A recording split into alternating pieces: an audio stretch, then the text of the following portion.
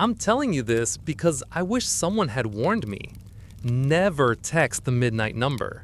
I thought it was just an urban legend until the night it answered and called me by a name only my brother ever used. It started calling me by a name I haven't heard since the funeral. Back then, I was just trying to keep my head above water.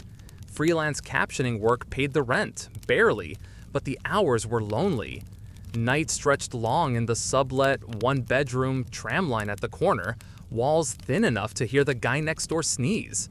I'd leave the TV on for company, let the dialogue blur into white noise. It was during one of those nights, past 11, scrolling without purpose, that I saw the post. A grainy screenshot of a text thread. "You up?" Sent at exactly 12 a.m., followed by a reply in plain lowercase.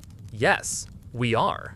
The comments were full of stories, all half joking. If you text it at midnight, it'll answer something you didn't ask. Don't send pictures. Don't answer twice in one night. And if it sends you one first, block it. I should have scrolled past, but one detail snagged me. A user claimed the number had told them the last sentence their grandmother ever said to them. That was my sore spot, my quiet bruise.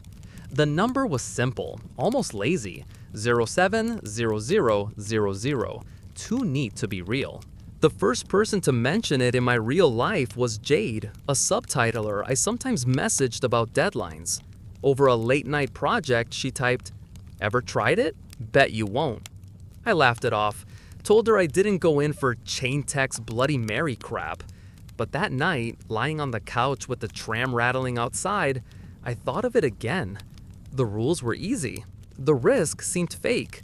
My phone screen read 23:59 when I opened a blank thread and typed just, "Hi." I watched the clock tick over. The reply came instantly. No typing bubble, just words. "Little fish." My stomach pinched. That was what my brother used to call me. He'd been gone for 4 years. I told myself it could be coincidence, some algorithm pulling from social media, even though I'd never posted it anywhere. I put the phone face down. A vibration rattled the table. Another message. "Look outside." Against better judgment, I did. The street was empty. Tram tracks glinted in the amber light. No movement.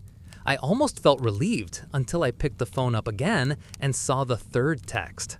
The timestamp read 11:59 p.m., 1 minute before I'd sent mine.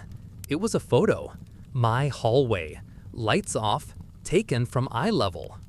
I sat there with the phone in my lap, heartbeat loud enough to drown the tram outside. My hallway was maybe 5 steps long, running from the front door to the kitchen. I'd walked through it 100 times without thinking. Now, I couldn't shake the feeling it was different in the photo, like the shadows had thickened, and the door at the far end wasn't mine at all. I told myself it had to be a joke. My neighbor could have taken it. The guy in 2B was always smoking in the stairwell. Maybe he'd leaned in, snapped it, sent it from a burner? But the angle was too high, like someone taller than anyone in my building. And there was something else. Just at the edge of the frame, left side, a pale sliver that might have been part of a hand. 4 fingers, maybe 5, blurred like they were moving. I powered the phone off. Sleep wasn't happening. Every sound from the hallway made my skin prickle. The pipes knocking, the fridge humming in the kitchen, the faint buzz of the street lamp outside. I didn't dare open my front door to check the lock because I knew if I did, I'd see something I wouldn't be able to forget. By morning, with sunlight in the room, it all felt embarrassingly small. The phone was just a phone again. I convinced myself it had been a glitch, an old photo I'd taken and forgotten. I didn't mention it to Jade.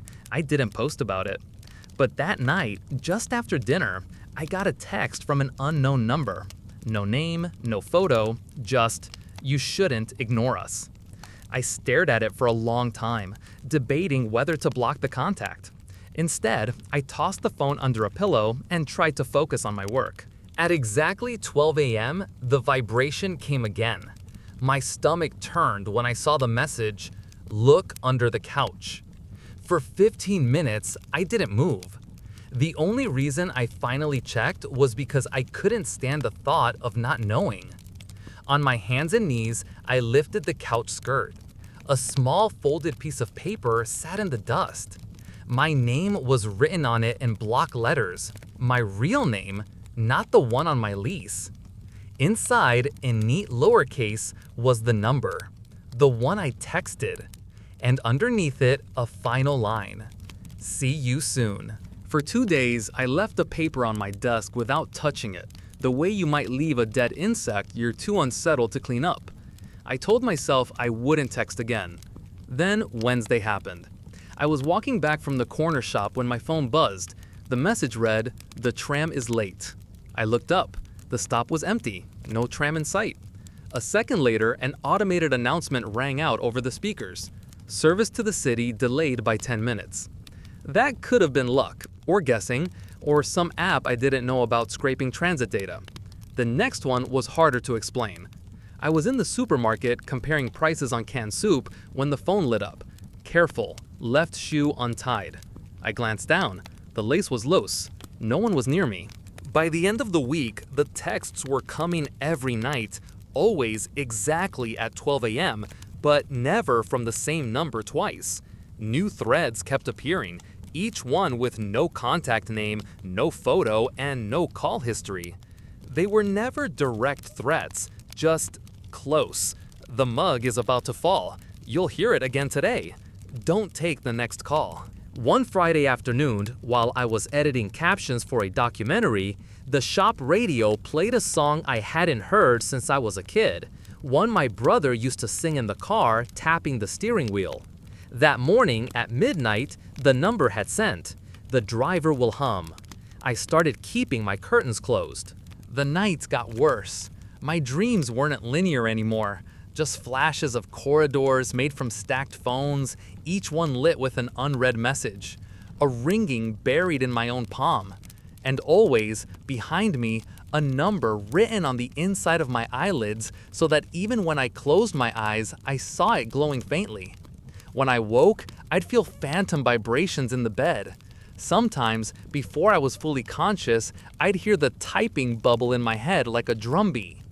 Jade noticed something was off.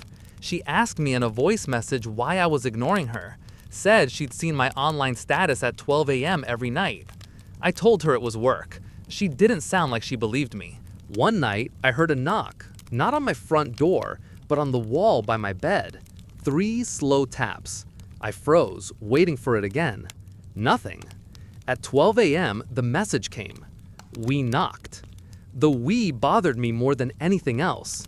That weekend, the texts changed tone. They started using rhythms I knew, turns of phrase I'd heard before. From my brother. Still up, little fish?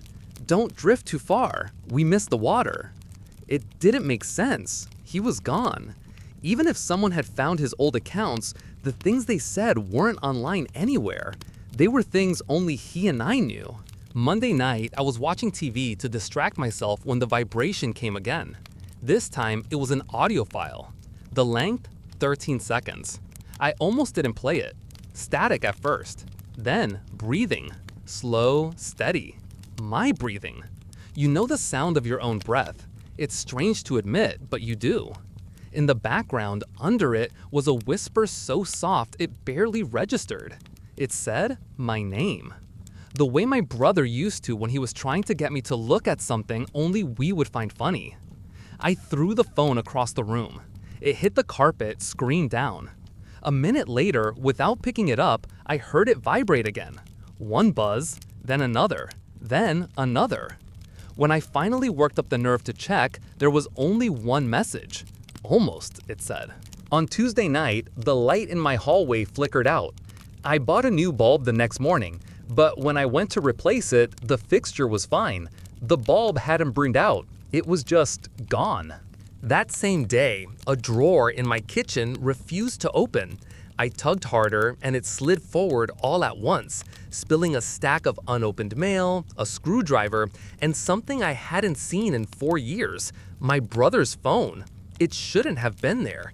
After the funeral, I'd given it to my parents. They told me they couldn't bear to turn it on. I'd never asked for it back. It was an older model, scratch screen, familiar blue case with a crack in the corner. My hands shook as I pressed the power button. The screen lit instantly. The battery icon read 92%, and there they were, dozens of unread messages from the midnight number, stretching back years. The first was dated the week before he died. Almost time. The rest came at regular intervals, sometimes weeks apart, sometimes night after night. The language shifted slowly over time. Friendly, intimate, then urgent. Don't swim alone. Look behind the light. We're close now. The most recent was from last week, 3 days before I texted them for the first time. Tell little fish we're waiting. I dropped the phone on the counter like it had burned me. For hours, I sat there, staring at it, hoping it would die or shut itself off. Instead, at exactly 11:59 p.m., the screen lit again. A new message slid into the thread. Almost. I locked my own phone in my desk drawer. I couldn't bring myself to turn my brother's off. I didn't know if I was afraid of missing something or afraid of what it would do if I tried. By then, I'd started searching. Late at night, lit only by my laptop screen, I trawled old forums and archives. The earliest mention I found was in a 2008 message board post. Got the text, didn't answer, someone knocked anyway. The deeper I went, the more it repeated. Always a number with too many zeros, always at midnight, always predicting something personal, and always, eventually, someone disappearing. It seemed to move in cycles, popping up in different neighborhoods every few years. Threads ended abruptly, accounts went inactive. Local police reports listed people as missing under unusual circumstances. There were rules too, unwritten but passed along like superstition. Never send more than one message in a night. Never send a photo. If it sends you one first, block it. Never answer if it texts you first. I had already broken two. When I finally looked up from the screen, the clock read 11:58. My phone, still in the desk, vibrated once. Then again, then continuously, a low, angry hum. The sound stopped at 11:59. For a single second, there was silence. Then both phones lit up, my brother's and mine. One word on both screens. Open. I went to the door before I could stop myself. My hand rested on the chain. The lock was already undone. The door had been latched earlier, I was sure of it, but now it hung slightly ajar, just enough to feel a draft. Along the inside of the frame, smeared in something oily, were the digits of the number. I shut it hard enough to rattle the glass. That night, I dreamed of walking a hallway longer than any building could hold, the digits painted on every door. Behind each, a faint vibration, like dozens of phones buzzing in sync. When I woke, my own phone was in bed with me, screen lit, the message unread. By Wednesday, I decided the only way to survive was to cut the line. I wasn't naive enough to think deleting a contact would work. This thing didn't live in my phone. But I could follow the rules in reverse, see if breaking them all at once would force it to let go. I started with the physical, swapped my SIM for a prepaid one, wrapped both phones in a silver-lined Faraday pouch I'd ordered from an electronics store, poured a solid line across my doorways and windowsills. It was stupid, yes, but the kind of stupid you cling to when the alternative is doing nothing. The last part was trickier. At 11:58, I opened the blank text thread to the number and typed a single word: stop. I left it unsent, hovering under my thumb. The plan was to trap the reply in draft form, keep it from arriving, keep it from finishing whatever this was. But at 11:59, both pouches on my desk began to shiver, faint but constant, like a heartbeat. I didn't touch them. When midnight hit, the pouch twitched once, sharply. My brother's phone began to ring. I'd never heard it ring before, not once since he died. The ringtone was wrong. Deep, resonant, a tone that seemed to vibrate the air in the room. I picked it up without thinking. The voice wasn't one voice. It was layers. My brother's, Jade's, my own, and others I couldn't place, all speaking at once. Come see us. It gave an address. I knew it before I finished hearing it. The old tram spur. A single kiosk still stood there, shuttered for decades. The kind of place that felt outside of time. I went. The streets were empty. The air smelt like rain on concrete. The tram lines ended abruptly, curling into weeds. The kiosk stood in the dark, tin roof sagging. My phone buzzed. New message. Last chance, little fish. Call us. I hesitated. My thumb hovered over the call button. I told myself it was a trick, that there'd be nothing on the other end. But the need to know, the same pull that made me text in the first place, won. The ring was wrong again, but now I recognized it, the sound the tram made as it passed my building at night. Except this time, it slowed and slowed until it became my own heartbeat. When the voice came, it was clearer. We can give him back, just stay on the line. I thought of my brother's laugh, his awful cooking, the way he'd looked the last time I saw him, walking toward me through the rain with his hood down. My breath hitched. Where is he? The voice didn't answer directly.